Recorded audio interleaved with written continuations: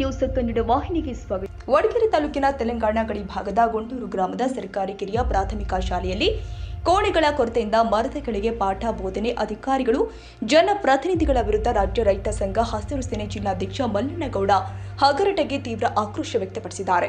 ಶಾಲೆಯು 1 ರಿಂದ 5ನೇ ತರಗತಿ ತನಕ ಇದ್ದು ಶಾಲೆಯಲ್ಲಿ 90 ಮಕ್ಕಳು ವಿದ್ಯಾಭ್ಯಾಸ ಮಾಡ್ತಾರೆ. ಶಾಲೆಯಲ್ಲಿ 2 ಕೋಣೆಗಳು ಇದ್ದು ಒಂದು ಕೋಣೆಯಲ್ಲಿ ಪಾಠ ಮಾಡೋದ್ರ ಜೊತೆಗೆ ಅಲ್ಲಿಯೇ ಸ್ವಲ್ಪ ಜಾಗದಲ್ಲಿ ಶಾಲೆಗೆ ಸಂಬಂಧಿಸಿದ ದಾಖಲಾತಿ ಪುಸ್ತಕ ಇನ್ನಿತರ ವಸ್ತುಗಳನ್ನು ಇಡುವ ವ್ಯವಸ್ಥೆ ಮತ್ತು ಕಾರ್ಯಾಲಯ ಇದರಲ್ಲಿಯೇ ಮಾಡಿಕೊಂಡಿದ್ದಾರೆ. ಪಕ್ಕದ ಇನ್ನೊಂದು ಕೋಣೆ ಇದೆ. ಅಲ್ಲಿ ಬೆಳಗ್ಗೆಯಿಂದ ಬಿಸಿಯೂಟ ಮಾಡುವ ಕಾರಣ ಮಧ್ಯಾಹ್ನದ ತನಕ ಮಕ್ಕಳಿಗೆ ಮರದ ಕೆಳಗೆ ಪಾಠ ಬೋಧನೆ ಹೇಳಿಕೊಡ್ತಾರೆ. ಬಿಸಿ ಊಟದ ಅಡುಗೆ ಮುಗಿದ ಮೇಲೆ ಮಧ್ಯಾಹ್ನದಿಂದ ಅಡುಗೆ ಕೋಣೆಯಲ್ಲಿಯೇ ಮಕ್ಕಳಿಗೆ ಪಾಠ ಬೋಧನೆ ಮಾಡ್ತಾರೆ. ಅಲ್ಲಿ ಪಕ್ಕದಲ್ಲಿಯೇ ಅಡುಗೆ ಅನಿಲ ಗ್ಯಾಸ್ ಸಿಲಿಂಡರ್ಗಳು ಇದೆ. ಮಕ್ಕಳು ಜೀವ ಕೈಯಲ್ಲಿ ಹಿಡಿದುಕೊಂಡು ಪಾಠ ಕೇಳ್ತಾರೆ.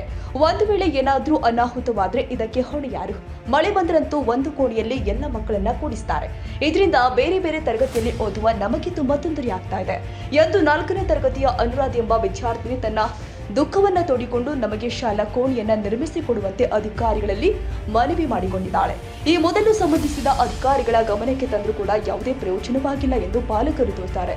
ಸರ್ಕಾರ ಗಡಿಭಾಗದ ಕನ್ನಡ ಶಾಲೆ ಉಳಿವಿಗಾಗಿ ಕೋಟಿಗಟ್ಟಲೆ ಖರ್ಚು ಮಾಡ್ತಾ ಇದೆ. ಆದ್ರೆ ಈ ಗ್ರಾಮವನ್ನ ಗಡಿನಾಡು ಅಭಿವೃದ್ಧಿ ಪ್ರಾಧಿಕಾರ ಮಾತ್ರ ಮರೆತಂತೆ ಕಾಣ್ತಾ ಇದೆ.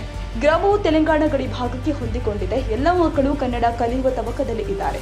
ಆದರೆ ಈ ಗ್ರಾಮದಲ್ಲಿ ಸುಮಾರು ವರ್ಷಗಳಿಂದ ಶಾಲಾ ಕೋಣೆಗಳ ಕೊರತೆಯನ್ನು ಕೂಡ ಅಧಿಕಾರಿಗಳು ದಿವ್ಯ ನಿರ್ಲಕ್ಷ್ಯ ವಹಿಸ್ತಾ ಇರೋದು ಕಂಡುಬರುತ್ತೆ.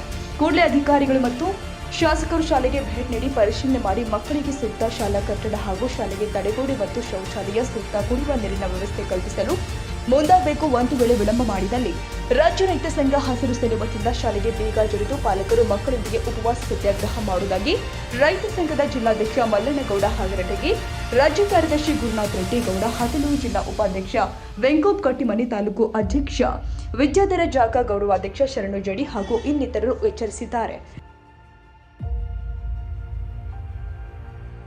ತಾಜಾ ಸುದ್ದಿಗಾಗಿ ಎಂಟಿವಿ ನ್ಯೂಸ್ 24x7ಗೆ ಸಬ್ಸ್ಕ್ರೈಬ್ ಮಾಡಿ ಮತ್ತು ಬೆಲ್ ಐಕಾನ್ ಅನ್ನು ಒತ್ತಿ. ತಪ್ಪದೇ ಲಿಂಕ್ ಶೇರ್ ಮಾಡಿ.